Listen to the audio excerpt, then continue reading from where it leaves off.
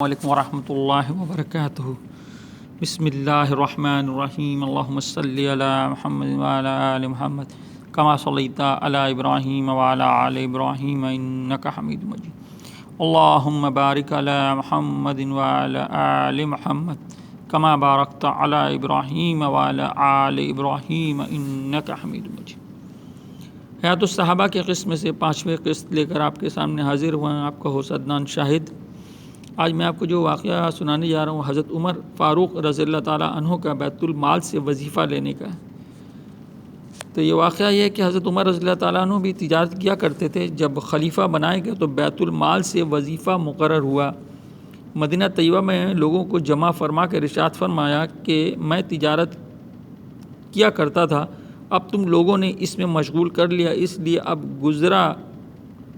گزارے کی کیا صورت ہو۔ لوگوں نے مختلف مقداریں تجویز کی۔ حضرت علی رضی اللہ تعالیٰ عنہ جب چپ بیٹھے تھے، حضرت عمر رضی اللہ تعالیٰ عنہ نے دریافت فرمایا کہ تمہاری کیا رائے ہے۔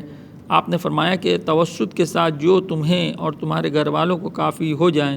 حضرت عمر رضی اللہ تعالیٰ عنہ نے اس رائے کو پسند فرمایا اور قبول کر لیا اور متوسطہ مقدار تجویز ہو گئی۔ اس کے بعد ایک مرتبہ ایک مجلس میں جس میں خود حضرت علی رضی اللہ تعالیٰ عنہ بھی تھے اور حضرت عثمان رضی اللہ تعالیٰ عنہ اور حضرت زبیر رضی اللہ تعالیٰ عنہ، حضرت طلحہ رضی اللہ تعالیٰ عنہ شریک تھے۔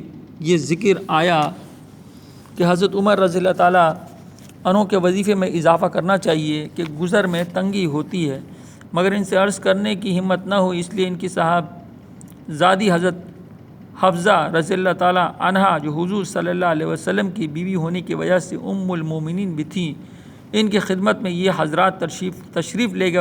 ان کے ذریعے سے حضرت عمر رضی اللہ تعالیٰ عنہ کی اجازت اور رائے معلوم کرنے کی کوشش کی، اور ساتھ ہی یہ بھی کہہ دیا کہ ہم لوگوں کے نام معلوم نہ ہوں۔ حضرت حفصہ رضی اللہ تعالیٰ عنہا نے جب حضرت عمر رضی اللہ تعالیٰ عنہ سے اس کا تذکرہ کیا تو چہرے پہ غصے کے آثار ظاہر ہو گئے۔ حضرت عمر رضی اللہ تعالیٰ عنہ نے نام دریافت کیے۔ حضرت حفصہ رضی اللہ تعالیٰ عنہ نے عرض کیا کہ پہلے آپ کی رائے معلوم ہو جائے۔ حضرت عمر رضی اللہ تعالیٰ عنہ نے فرمایا کہ مجھے ان کے نام معلوم ہو جاتے تو ان کے چہرے بدل دیتا، یعنی ایسی سخت سزائیں دیتا کہ منہ پر نشان پڑ جاتے۔ تو ہی بتا کہ حضور صلی اللہ علیہ وسلم کا عمدہ سے عمدہ لباس تیرے گھر میں کیا تھا؟ انہوں نے عرض کیا کہ 2 کپڑے گیروے رنگ کے جن کو حضور صلی اللہ علیہ وسلم جمعے کے دن یا کسی وفد کی وجہ سے پہنتے تھے۔ پھر فرمایا کہ کون سا کھانا تیرے یہاں عمدہ سے عمدہ کھایا؟ عرض کیا کہ ہمارا کھانا جو کی روٹی تھی، ہم نے گرم گرم روٹی پر گھی کے ڈبے کی تلچٹ الٹ کر اس کو ایک مرتبہ چپڑ دیا تو حضور صلی اللہ علیہ وسلم خود بھی اس کو مزے لے کر نوش فرماتے اور دوسروں کو بھی کھلاتے۔ فرمایا کون سا بستر عمدہ ہوتا تھا جو تیرے یہاں بچھاتے تھے؟ حضور صلی اللہ عرض کیا ایک موٹا سا کپڑا تھا، گرمی میں اس کو چوہرا کر کے بچھا لیتے تھے اور سردی میں آدھے کو بچھا لیتے اور آدھے کو اوڑھ لیتے۔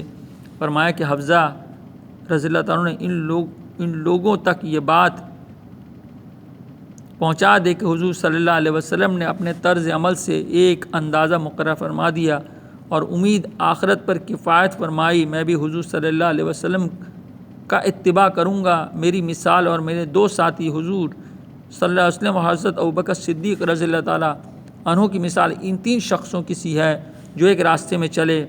پہلا شخص ایک توشہ لے کر چلا اور مقصد کو پہنچ گیا، دوسرے نے بھی پہلے کا اتباع کیا اور اسی کے طریقے پر چلا، وہ بھی پہلے کے پاس پہنچ گیا۔ پھر تیسرے شخص نے چلنا شروع کیا، اگر وہ ان دونوں کے طریقے پر چلے گا تو ان کے ساتھ چل جائے گا، مل جائے گا، اور اگر ان کے طریقے سے خلاف چلے گا تو کبھی بھی ان کے ساتھ نہیں مل سکے گا۔ فائدہ اس شخص کا حال ہے جس سے دنیا کے بادشاہ ڈرتے تھے، کانپتے تھے کہ کسی زاہدانہ زندگی کے ساتھ عمر گزاری۔ ایک مرتبہ آپ صلی اللہ علیہ وسلم خطبے پڑھ رہے تھے اور آپ کی لنگی میں 12 پیوند تھے جن میں سے ایک چمڑے کا بھی تھا۔ ایک مرتبہ جمعہ کی نماز کی تشریف لانے میں دیر ہوئی تو تشریف لا کر معذرت فرمائی کہ مجھے اپنے کپڑے دھونے میں دیر ہوئی اور ان کپڑوں کے علاوہ اور تھے نہیں۔ ایک مرتبہ حضرت عمر رضی اللہ تعالیٰ عنہ کھانا نوش فرما رہے تھے، غلام نے آ کر کہا کہ عتبہ بن ابھی فرقت حاضر ہوئے ہیں، آپ صلی اللہ علیہ وسلم اندر جانے کی اجازت فرمائی اور کھانے کی تواضع فرمائی۔ وہ شریک ہو گئے تو ایسا موٹا کھانا تھا کہ نگلا نہ گیا۔ انہوں نے عرض کیا کہ چھٹے ہوئے آٹے کا کھانا بھی تو ہو سکتا تھا۔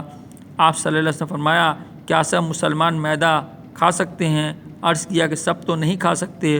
فرمایا کہ افسوس تم یہ چاہتے ہو کہ میں اپنی ساری لذتیں دنیا ہی میں ختم کر دوں۔ اس قسم کے سینکڑوں، ہزاروں نہیں بلکہ لاکھوں واقعات ان حضرات کرام کے ہیں۔ ان کا اتباع نہ اب ہو سکتا ہے، نہ ہر شخص کو کرنا چاہیے کہ قوی ضعیف ہیں، جس کی وجہ سے تحمل بھی ان کا اس زمانے میں دشوار ہے۔ اسی وجہ سے اس زمانے میں مشائخ تصوف ایسے مجاہدوں کی اجازت نہیں دیتے جن سے ذوق پیدا ہو کہ قومیں پہلے ہی سے ضعیف ہیں۔ ان حضرات کو اللہ جل شانہ نے قوتیں بھی عطا فرمائی تھیں۔ البتہ یہ ضروری ہے کہ اتباع کی خواہش و تمنا ضرور رکھنا چاہیے کہ اس کی وجہ سے آرام طلبی میں کچھ کمی واقع ہو اور نگاہ کچھ تو نیچی رہے، اور اس زمانے کے مناسب اعتدال پیدا ہو جائیں کہ ہم لوگ ہر وقت لذت دنیا میں پڑے رہتے ہیں اور ہر شخص اپنے سے زیادہ مال و دولت والے کی طرف نگاہ رکھتا ہے اور اسی حسرت میں مرا جاتا ہے کہ فلاں شخص مجھ سے زیادہ وسعت میں ہے۔ بھئی اللہ تعالیٰ کہنے سے عمل توفیق نصیب فرمائے ہم سبوں کو۔ میرے پیارے دوستوں، بھائیوں، بزرگوں، یہ ہماری ایک کوشش تھی ہمارے نبی صحابہ کی زندگی زیادہ سے زیادہ لوگوں تک پہنچانے کی۔ میں نے اپنی کوشش کے مطابق ایسا کیا ہے۔